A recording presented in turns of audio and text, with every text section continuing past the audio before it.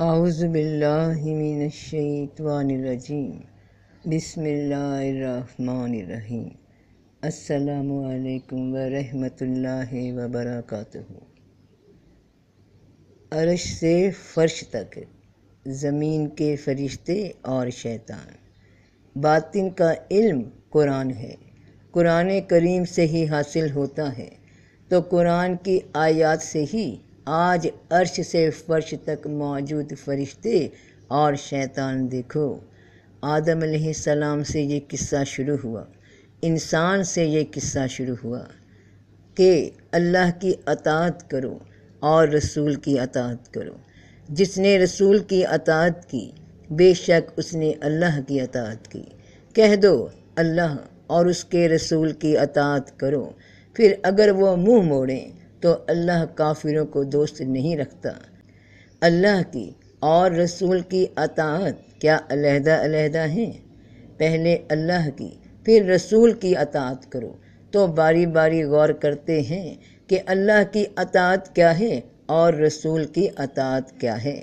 اللہ کی اطاعت، اللہ کی فرما برداری یہ ہے کہ اللہ نے جس کی فرما برداری کرنے کا حکم دیا، جس کی اطاعت کرنے کا حکم دیا، جس کی بات ماننے کا حکم دیا، جس کو سجدہ تعظیمی کرنے کا حکم دیا، جس کو اپنی بات پہنچانے کا نمائندہ چن لیا، تو رب پاک کی اس بات کو مان کر پھر اس بندے کو اللہ کا رسول ماننا اور ہر اس بات پہ عمل کرنا جو اس رسول نے رب کی جانب سے ہم تک پہنچائی، تب اللہ اور اس کے رسول کی اطاعت مکمل ہوتی ہے۔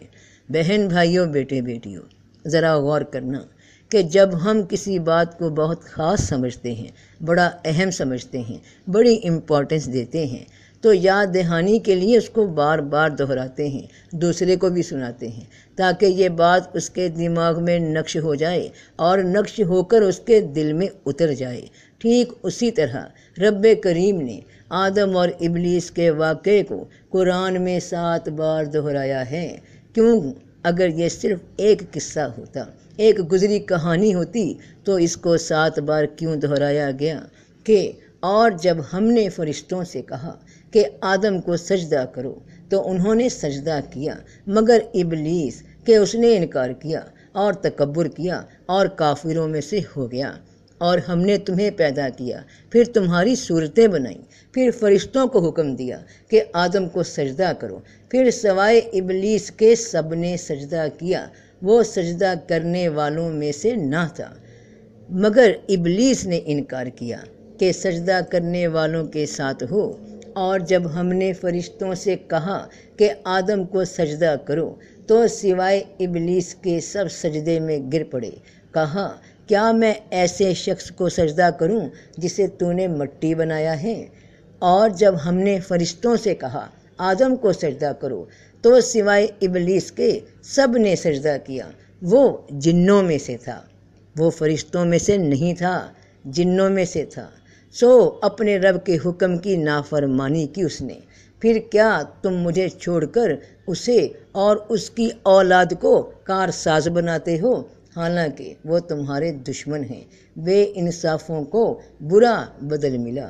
اور جب ہم نے فرشتوں سے کہا کہ آدم کو سجدہ کرو تو سوائے ابلیس کے سب نے سجدہ کیا، اس نے انکار کیا، مگر ابلیس نے سجدہ نہ کیا، تکبر کیا اور کافروں میں سے ہو گیا۔ ان رازوں کے ساتھ ایک بات اور جان لو کہ ان تمام آیات سے ایک بات اور بھی رب پاک نے انسان کو سمجھا دی، پہچان کروا دی شیطان کی۔ کیسے؟ کہ اور میرے بندوں سے کہہ دو کہ وہی بات کہیں جو بہتر ہو۔ بے شک شیطان آپس میں لڑا دیتا ہے، بے شک شیطان انسان کا کھلا دشمن ہے، تو شیطان آپس میں لڑوا دیتا ہے۔ شیطان انسان کا کھلا دشمن ہے، تو کہاں ہے یہ دشمن؟ اسے کیسے دیکھیں، کیسے پہچانیں؟ ہم نے تو اس کی کوئی شکل نہیں دیکھی، تو اس کی پہچان رب پاک نے کیسے انسان کو سمجھائی کہ اس کی صفت ہمیں بتا دی کہ شیطان نے آدم کو ماننے سے انکار کیا بوجہ تکبر۔ اس نے تکبر کیا، تو شیطان کیا ہے؟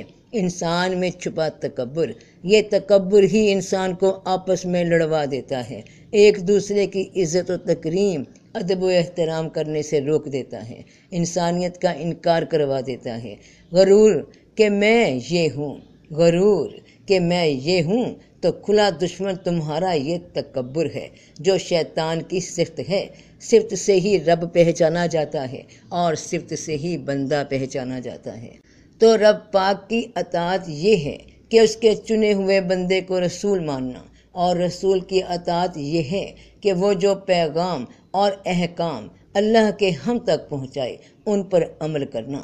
تو جب جن انسانوں نے، جن قوموں نے، جن لوگوں نے اللہ کی ہی اطاعت نہ کی کہ رسولوں کو اللہ کا نمائندہ ماننے سے انکار کر دیا، ان کی اطاعت کرنے سے انکار کر دیا، تو وہی لوگ ہیں شیطان، انسانوں کے بیس میں چلتے پھرتے شیطان۔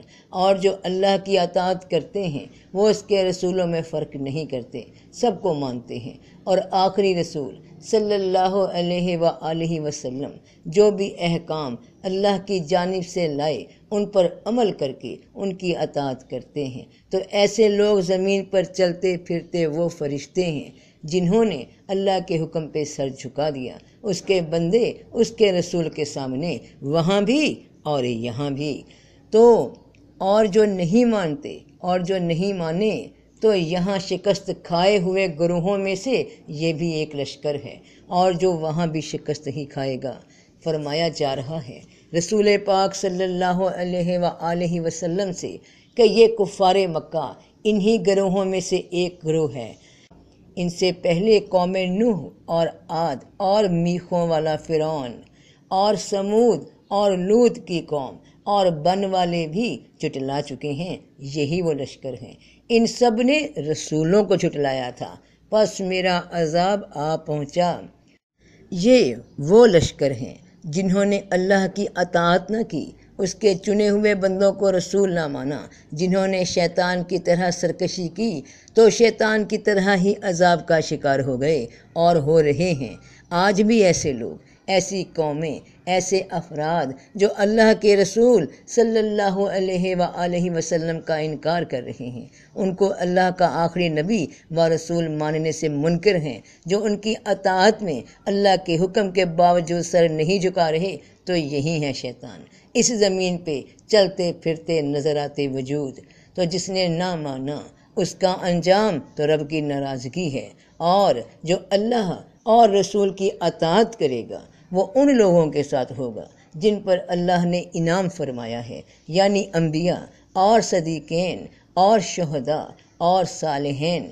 کیسے اچھے ہیں یہ رفیق جو کسی کو میسر آئیں۔